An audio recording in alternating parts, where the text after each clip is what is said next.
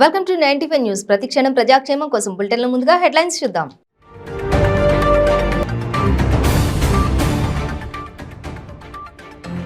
సూర్యాపేట ప్రగతి నివేదన సభ grand success. చలోక్తులు విపక్షాలపై పంచులతో సాగిన CM KCR ప్రసంగం.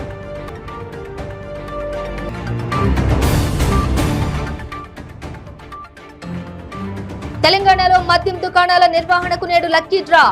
42,596 దరఖాస్తులు వచ్చినట్లు అధికారుల ప్రకటన.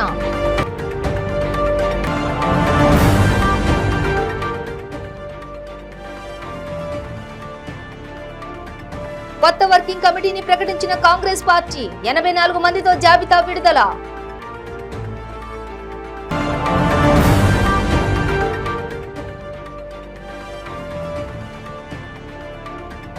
కుప్పకూలిన రష్యా లూనా 25. చంద్రయాన్ వైపు చూస్తున్న ప్రపంచ దేశాలు.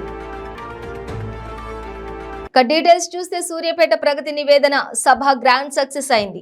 జనం పెద్ద ఎత్తున తరలి రావడంతో భానుపూరి జనసంద్రంగా మారిందని చెప్పి ఎటు చూసినా కూడా సందడి నెలకొన్నదన్నారు. కేసీఆర్ ను చూసేందుకు ఉదయం నుంచే జనం ఆతృతగా ఎదురు చూశారు. సూర్యాపేట నియోజకవర్గంతో పాటుగా జిల్లా నలుమూలల నుంచి ప్రజలు తరలి వచ్చారు. మధ్యాహ్నం 1 గంట వరకు సూర్యాపేటకు వచ్చే ఎన్ని దారులున్నాయో అన్ని కూడా గులాబీమయమయ్యాయి. సూర్యాపేట ప్రగతి నివేదన సభలో సీఎం కేసీఆర్ ప్రసంగం ఆద్యంతం చలోక్తులు విపక్షాలపై పంచులు ప్రశ్నలతో సాగింది. దీంతో సభకు వచ్చిన వారి నుంచి పెద్ద ఎత్తున స్పందన లభించింది.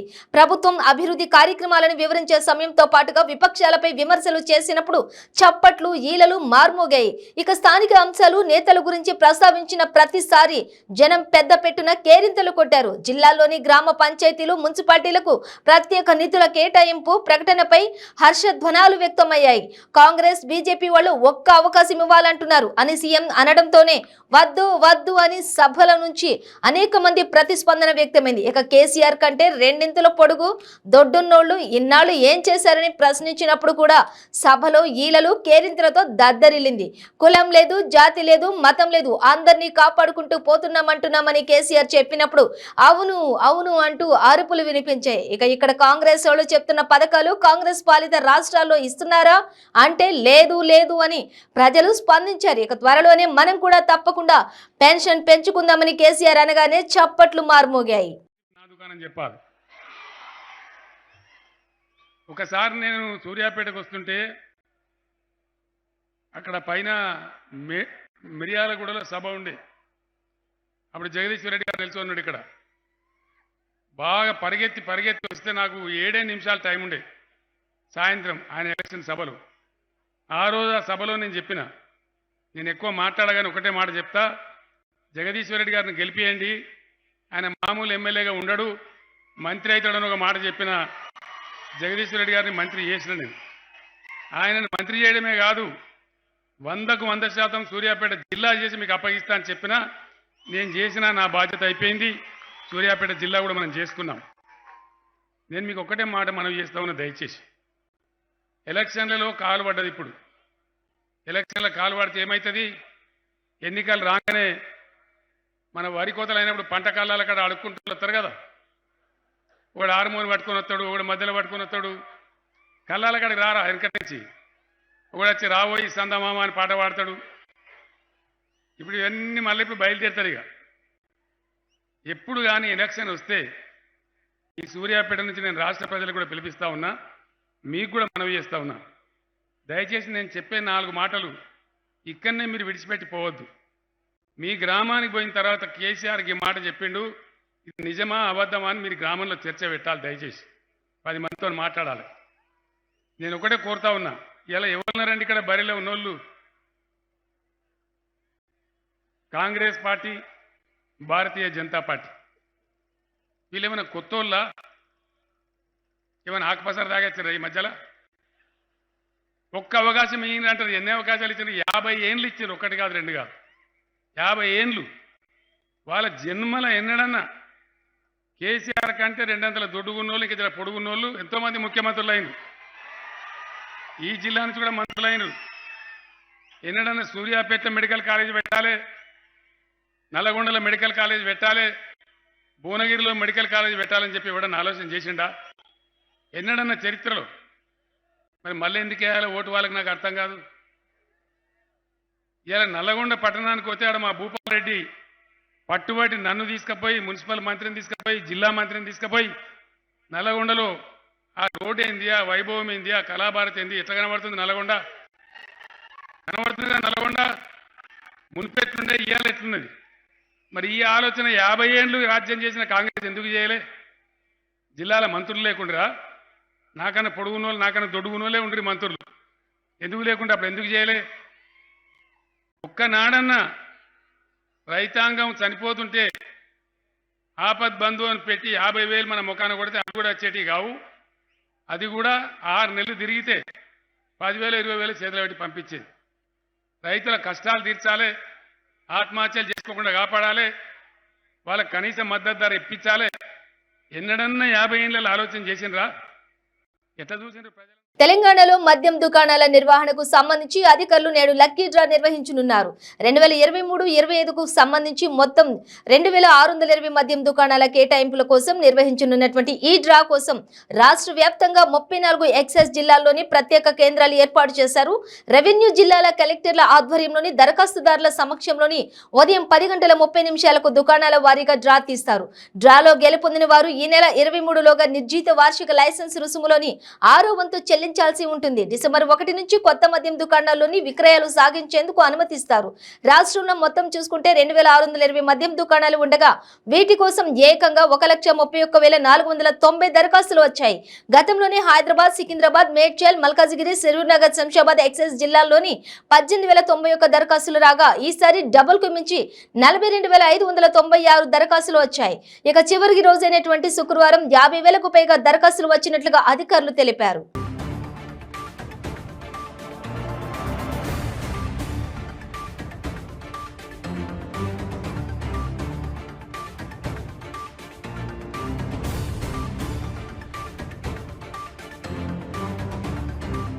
మాజీ ప్రధాని రాజీవ్ గాంధీ జయంతి సందర్భంగా కాంగ్రెస్ కొత్త వర్కింగ్ కమిటీని ఏర్పాటు చేసింది.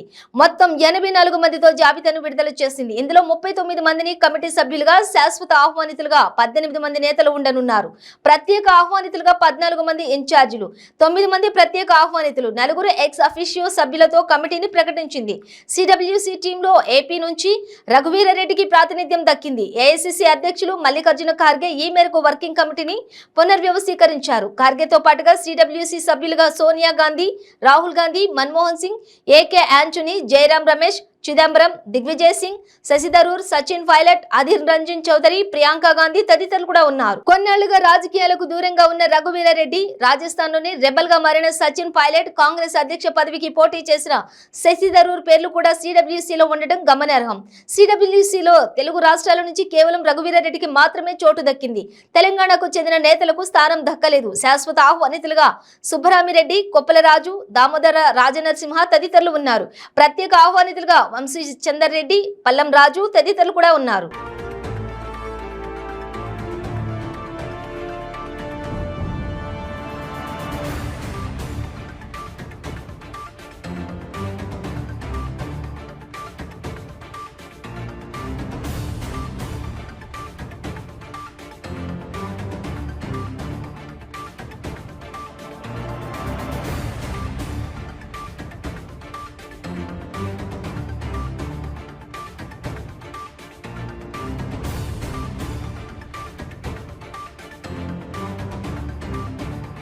చంద్రుడిపై పరిశోధనల కోసం రష్యా చేపట్టిన లూనా 25 ప్రయోగం చివరి క్షణంలో విఫలమైంది. చంద్రుడి ఉపరితలంపై అడుగు పెట్టడానికి ముందే ల్యాండర్ కుప్పకూలిపోయింది. అనియంత్రిత కక్షలో తిరిగినటువంటి తర్వాత ల్యాండర్ కూలిపోయినట్లు తెలిసింది. ఈ విషయాన్ని రష్యా అంతరిక్ష సంస్థ రోస్ కాస్మోస్ అధికారికంగా వెల్లడించింది. లూనా 25లో సాంకేతిక సమస్యలు తలెత్తాయని తొలుత రష్యా వెల్లడించింది. తర్వాత కొన్ని గంటల వ్యవధిలోని అంతరిక్ష నౌక కూలిపోయినట్లు గుర్తించింది. దాదాపుగా 47 ఏళ్ల తర్వాత జాబిల్లిపై పరిశోధనల కోసం లూనా 25ను రష్యా చేపట్టింది. చంద్రయాన్ 3ని ఇస్రో ప్రయోగించిన కొన్ని రోజుల తర్వాత లూనా 25ను రష్యా ప్రయోగించింది. చంద్రుడి దక్షిణ ధ్రువంపై చంద్రయాన్ 3 కంటే ముందే దిగేలా ఈ ప్రాజెక్టు చేపట్టింది. ల్యాండర్ 21 దక్షిణ ధ్రువంపై దిగేందుకు సిద్ధమైంది. ఈ క్రమంలోనే ల్యాండింగ్ కు ముందు ప్రీ ల్యాండింగ్ ఆర్బిట్ కు చేరేందుకు సంబంధించిన ప్రక్రియను చేపట్టింది. ఆ సమయంలో అంతరిక్ష నౌకలోని ఆటోమేటిక్ స్టేషన్ లో అత్యవసర పరిస్థితి తలెత్తినట్లుగా ఉన్నట్లుగా రాస్కాస్ముస్ గుర్తించింది. అప్పటికే వ్యోమనౌకతో సంబంధాలు తెగిపోయినట్లుగా వెల్లడించింది.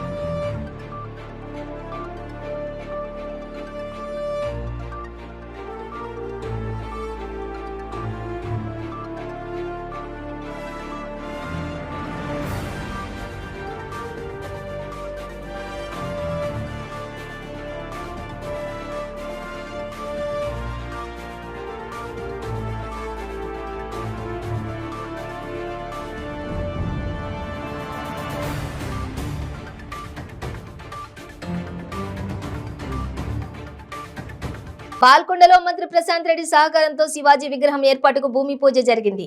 మంత్రి వేముల తన సొంత ఖర్చులతో 1.20 రూపాయల విలువ గల ఛత్రపతి శివాజీ మహారాజ్ విగ్రహం బాల్కొండ మండల కేంద్రంలోని వెన్నెల్ ఎక్స్ రోడ్డు వద్ద ఏర్పాటుకు భూమి పూజ చేశారని బీఆర్ఎస్ మండల పార్టీ అధ్యక్షులు బద్దం ప్రవీణ్ రెడ్డి తెలిపారు.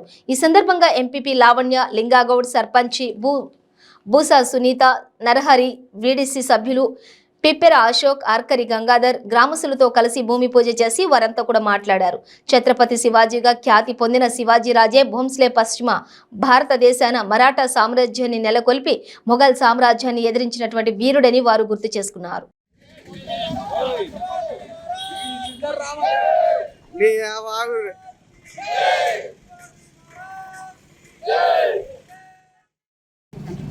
మీడియా ముఖంగా ఇప్పుడు మేము తెలియజేసినది ఏమన్నా ఇప్పటి వరకు మేము ఇక్కడ జరిగింది సెలబ్రేషన్ ఏంటంటే శివాజీ విగ్రహానికి భూమి పూజ చేయడం జరిగింది.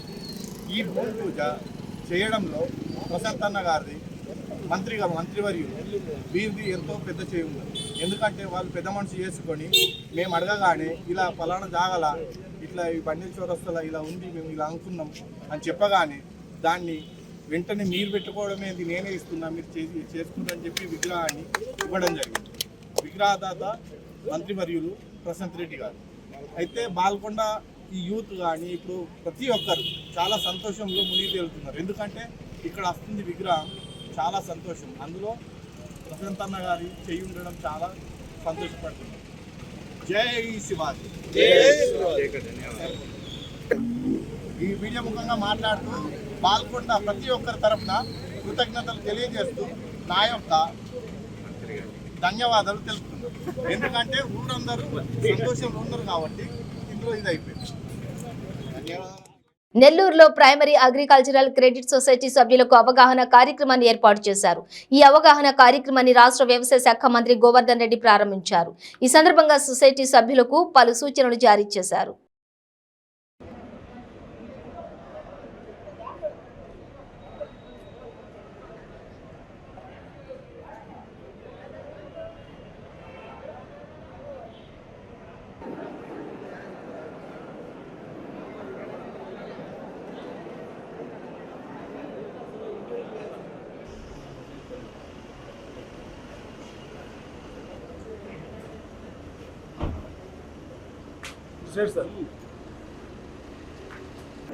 అదేవిధంగా మరి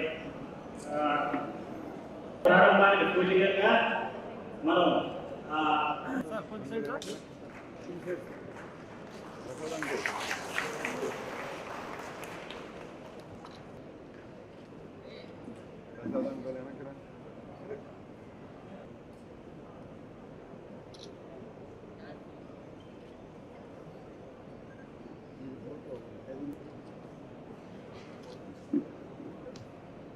I would request Director Dr. Ganesh to inaugural function of the scaling up release చేయవలసిందిగా కోరుతున్నాను.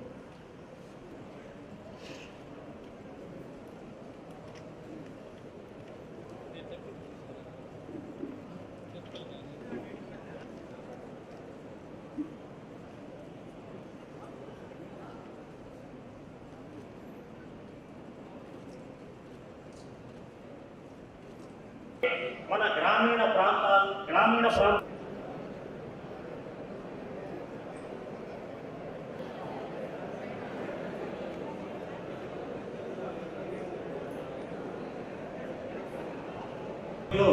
గౌరవనీయులు మంత్రివర్యులు రాబోతున్నారు.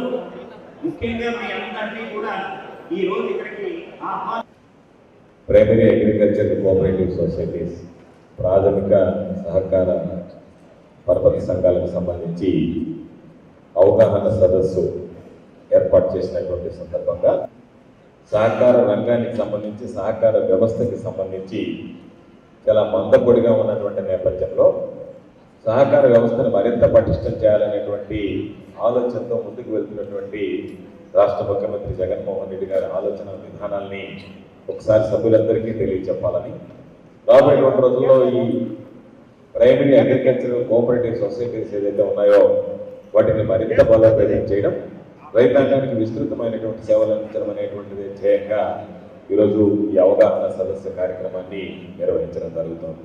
దాదాపుగా ప్రైమరీ అగ్రికల్చర్ కోఆపరేటివ్ సొసైటీస్ అంటేనే ఒకసారి మనం ఆలోచన చేస్తే ఈ సమాజంలో ఉన్నటువంటి అన్ని విభాగాల కన్నా మా తండ్రి రమణారెడ్డి గారు మొట్టమొదట ప్రైమరీ అగ్రికల్చరల్ కోఆపరేటివ్ సొసైటీ ప్రెసిడెంట్గా ఉన్నారు మొదలపూర్కి సంబంధించి. ఆ సమయంలోనే ఆయన సమితి ప్రెసిడెంట్ అయితే, సమితి ప్రెసిడెంట్ అయిన తర్వాత ఈ రెండింటిలో ఒకటే కొనసాగాలనేటువంటి ఉత్తర్వులు వస్తే ఆ రోజుల్లో ఆయన మీమాంసలో పడి సమితి ప్రెసిడెంట్కి వెళ్ళడం కన్నా రైతులకు సేవ చేసేటువంటి పిఎస్సిఎస్లో ఉంటే బాగుంటుందేమో అనేటువంటి ఆలోచన చేస్తున్నటువంటి సందర్భంలో కొంతమంది ముందుకు వచ్చి సమితి అధ్యక్షుడిది అరుదైనటువంటి అవకాశం కాబట్టి నువ్వు సమితి అధ్యక్షుడిగా వెళ్ళండి అంటే ఒక సమర్థవంతమైనటువంటి వ్యక్తిని ప్రైమరీ అగ్రికల్చరల్ కోఆపరేటివ్ సొసైటీకి నియమించి ఆ తర్వాత సమితికి వెళ్ళాడు. అంటే ఈ ప్రైమరీ అగ్రికల్చరల్ కోఆపరేటివ్ సొసైటీలకు సంబంధించినటువంటి విశిష్టత గతంలో ఏ స్థాయిలో ఉండేదనేటువంటిది ప్రత్యేకంగా చెప్పాల్సినటువంటి అవసరం లేదు. అనేక కారణాలు, ప్రభుత్వ విధానాలు అనుకుందాం, వచ్చినటువంటి ఎన్నికైనటువంటి కొంతమంది నిధులు దుర్వినియోగం చేయడం అనుకుందాం, ఏ కారణాలు అయితే ఏమిటి ఈ సహకార వ్యవస్థే ఒక విధంగా మసకబారినటువంటి సందర్భం. అటువంటి పరిస్థితుల్లో వైద్యనాథన్ కమిటీని వేసి దాని ప్రకారం సిఫార్సులు తీసుకొని ఏ విధంగా ఆప్కాప్ దగ్గర నుంచి ఆంధ్రప్రదేశ్ కోఆపరేటివ్ బ్యాంక్ దగ్గర నుంచి జిల్లా కేంద్ర సహకార బ్యాంకుల దగ్గర నుంచి ప్రైమరీ అగ్రికల్చరల్ కోఆపరేటివ్ సొసైటీల దాకా బలోపేతం చేయాలనేటువంటి ఆలోచన చేసి ఒక కమిటీ వేసినటువంటి వ్యక్తి మహనీయుడు స్వర్గీయ రాజశేఖర రెడ్డి గారు. ఆయన కమిటీ వేస్తే ఆ కమిటీ సిఫార్సులు ఇస్తే ఆ సిఫార్సుల్ని యథాతథంగా అమలు చేసి ఆ రోజు బ్యాంకులకు కానీ ప్రైమరీ అగ్రికల్చరల్ కోఆపరేటివ్ సొసైటీస్కి కానీ ఆంధ్రప్రదేశ్ కోఆపరేటివ్ బ్యాంక్ కానీ ప్యాకేజెస్ ఎంతైతే ఇవ్వాలనో వాటిని వేల కోట్ల రూపాయలు వాటి ఆర్థిక పరిపుష్టి కల్పించినటువంటి వ్యక్తి మహానేత రాజశేఖర రెడ్డి గారు అని చెప్పి ఈ సందర్భంగా ఒకసారి గుర్తు చేసుకున్నాం. ఆ తర్వాత మరలా రాజశేఖర రెడ్డి గారు ఉన్నప్పుడు లాభాల బాటలో ఉన్నాయి. ఆ తర్వాత మరలా ఒక్కొక్కటిగా సహకార వ్యవస్థల గురించి వదిలేశారు. ఎందుకంటే ఈ రాష్ట్రంలో విజయ డైరీ ఉండేది, మన నెల్లూరులో ఉండేటువంటి విజయ డైరీ కాదు, పాల డైరీ కాదు, రాష్ట్రంలో విజయ బ్రాండెడ్ డైరీ ఉండేది రాష్ట్రంలో, ప్రభుత్వ రంగ సంస్థ. యాన్యువల్ ఏం లేవు, యాన్యువల్ మిల్క్ ఏం లేని రోజుల్లో విజయ డైరీ విజయ ప్రోడక్ట్స్ ని దేశం మొత్తం వాడేటువంటి పరిస్థితి. ప్రభుత్వాలు పాలకులు తీసుకున్నటువంటి నిర్ణయాల వల్ల విజయ అనేటువంటిది కనిపించకుండా వెళ్ళిపోయింది. ఈ రోజు ఉండేటువంటి విజయ ఆ రోజు మనం సహకార రంగంలో పెట్టినటువంటి విజయ కాదనేటువంటిది మనం గుర్తించాలి. ప్రైవేట్ డైరీలు వచ్చేసాయి, బ్యాంక్ సొసైటీలు ఫామ్ చేశారు, ఇష్టారాజ్యంగా గుత్తాధిపత్యంగా చేసేసారు, రైతులకు సంబంధించినటువంటి భాగస్వామ్యం వెళ్ళిపోయింది.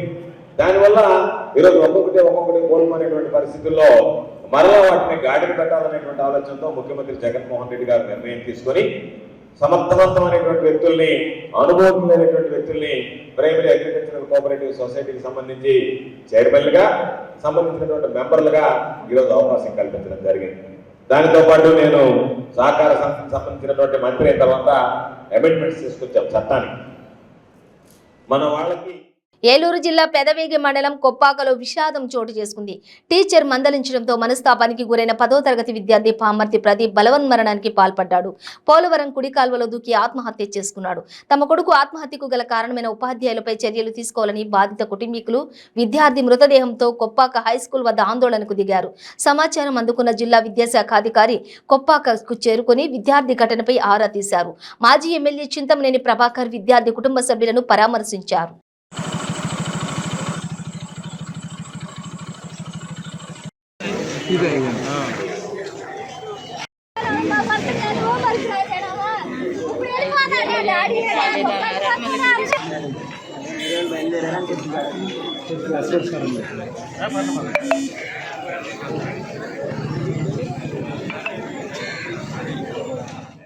గూడూరు నియోజకవర్గంలో క్లస్టర్ ఇన్ఛార్జీలు, బూత్ లెవెల్ ఏజెంట్లు ఓటర్ నమోదు, మార్పులు చేర్పులు సక్రమంగా జరిగేలా చూడాలని, ఎన్నికల్లో ప్రతి ఓటు ఎంతో ముఖ్యమని గూడూరుకు చెందినటువంటి తెలుగుదేశం పార్టీ రాష్ట్ర కార్యనిర్వాహక కార్యదర్శి శీలం కిరణ్ కుమార్ వెల్లడించారు. గూడూరు పట్టణంలోని తెలుగుదేశం పార్టీ కార్యాలయంలో గూడూరు టౌన్, రూరల్ మరియు చిల్లకూరు మండలం క్లస్టర్ ఇన్ఛార్జీల సమావేశం నిర్వహించారు.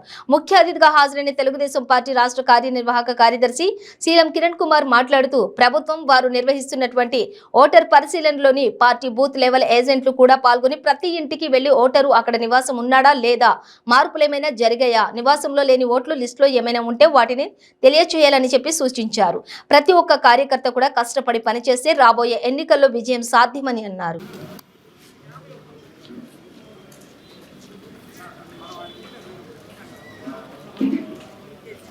ఆ 8 ద్వారా మీరు చేయాలని చెప్తున్నారు. కానీ 8 మనం ఇచ్చిన తర్వాత అక్కడ బిఏలుగా పనిచేస్తున్న అయినటువంటి ఇవన్నీ మేము యాడ్ చేసుకుంటాం. అందరికీ నమస్కారం. ఈరోజు మన నియోజకవర్గం ఇన్ఛార్జ్ తెలుగుదేశం పార్టీ అభ్యర్థి అయినటువంటి వాసిం సునీల్ కుమార్ గారి ఆదేశం ప్రకారం గూడూరు రూరల్, గూడూరు అర్బన్, చిల్లకూరు మండలాలకు సంబంధించినటువంటి క్లస్టర్ యూనిట్ ఇన్ఛార్జీలతో ఓటర్ల యొక్క వెరిఫికేషన్, ఓటర్ల చేర్పులు, తొలగింపులు, పోలింగ్ కేంద్రాల మార్పులపై మనకి ఇప్పటి వరకు జరిగినటువంటి ఏ పోలింగ్ కేంద్రాల్లో ఎంత పర్సంటేజ్ మనం ఓటర్లని చేర్పులు కానీ, తొలగింపులు కానీ, పోలింగ్ కేంద్రాల మార్పు చేశామనే విషయాన్ని యూనిట్ వాళ్ళకి, క్లస్టర్ వారికి తెలియజేసి, మీరు మీ పరిధిలో ఉన్నటువంటి బూత్లో ఉన్నటువంటి బూత్ లెవెల్ ఏజెంట్లతో సంప్రదించి ఇప్పుడు జరిగినటువంటి పర్సంటేజ్ చాలా తక్కువ ఉంది, మీరు మీ పోలింగ్ ప్రాంతంలో ఏజెంట్గా మీరు ఉన్నారు కాబట్టి ఆ ప్రాంతంలో మీరు మీ ఏజెంట్లు చేసే పనిని పర్యవేక్షించి అక్కడ 6, 7, 8 వారాలను పెట్టి ప్రతి ఇంటిని వెరిఫికేషన్ చేసి ఓటర్ లిస్టులో సీరియల్ నెంబర్ని నమోదు చేయవలసిన బాధ్యత మీ మీద ఉంది. మీరందరూ కూడా కష్టపడి పనిచేసేది 21 చేసి ఈ యొక్క ఓటర్ల యొక్క జాబితాలో సవరణలు, చేర్పులు, ఈ పోలింగ్ కేంద్రాల మార్పును తప్పక చేయగలని ఆశిస్తున్నాను. హైదరాబాద్ నగరంలో పేలుడు కలకలం సృష్టించింది. ముషీరాబాద్ పరిధి బోలక్పూర్లోని ఓ స్క్రాప్ గోడౌన్లోని పేలుడు చోటు చేసుకుంది. ఈ ఘటనలో గోడౌన్లోని పనిచేస్తున్న ఓ కార్మికుడు గాయపడ్డాడు. అతన్ని గాంధీ ఆసుపత్రికి తరలించి చికిత్స అందిస్తున్నారు. గోడౌన్లోని కెమికల్ బాక్స్ ను కట్ చేస్తున్న సమయంలోనే పేలుడు జరిగిందని, ఆ తర్వాత మంటలు వ్యాపించాయని స్థానికులు పేర్కొన్నారు. స్క్రాప్ గోడౌన్ పక్కనే స్కూల్ ఉందని, పేలుడుతో విద్యార్థులు భయాందోళనకు గురయ్యారని, గాయపడిన కార్మికుడిని గౌసుద్దీన్ గా గుర్తించారు. అతన్ని చికిత్స నిమిత్తం గాంధీ ఆసుపత్రికి తరలించారు. సమాచారం అందుకున్న పోలీసులు సంఘటనా స్థలాన్ని పరిశీలించారు. కేసు నమోదు చేసుకుని దర్యాప్తు చేస్తున్నారు.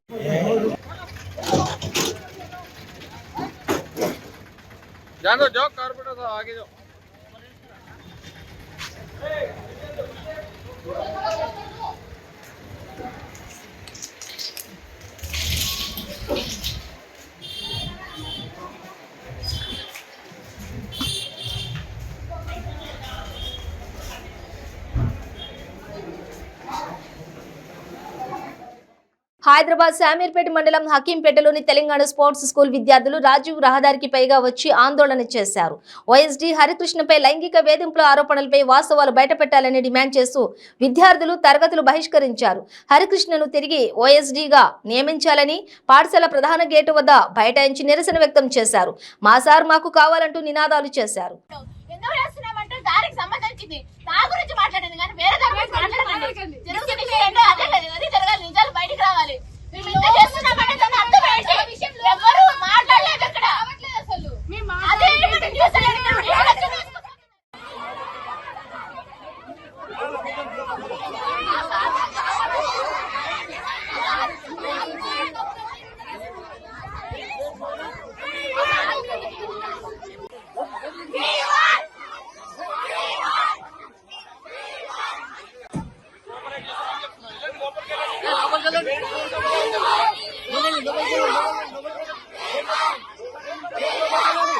జనగామ బీఆర్ఎస్ లో టికెట్ల లొల్లి బహిర్గతమైంది. సిట్టింగ్ ఎమ్మెల్యే ముత్తిరెడ్డి యాదగిరిరెడ్డి అనుచరులు ఆందోళనకు దిగారు.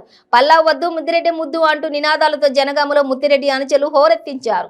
బీఆర్ఎస్ టికెట్ పల్లా రాజేశ్వర్ రెడ్డికి కాకుండా ఎమ్మెల్యే ముత్తిరెడ్డికి ఇవ్వాలని ధర్నాకు సిద్ధమయ్యారు. ఈ నేపథ్యంలోనే ముందు జాగ్రత్తగా పోలీసులు భారీగా మోహరించారు.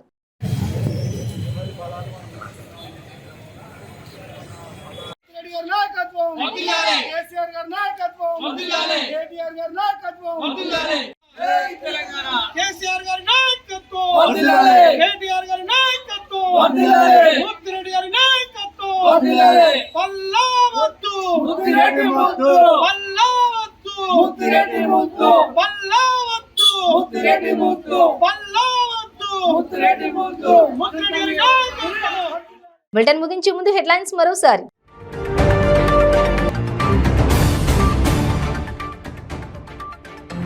సూర్యాపేట ప్రగతి నివేదన సభ గ్రాండ్ సక్సెస్. చలోక్తులు విపక్షాలపై పంచులతో సాగిన సీఎం కేసీఆర్ ప్రసంగం.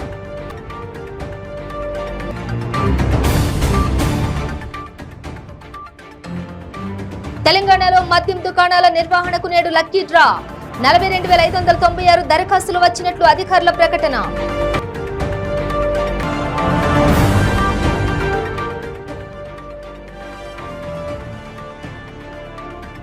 కొత్త వర్కింగ్ కమిటీని ప్రకటించిన కాంగ్రెస్ పార్టీ. 84 మందితో జాబితా విడుదల.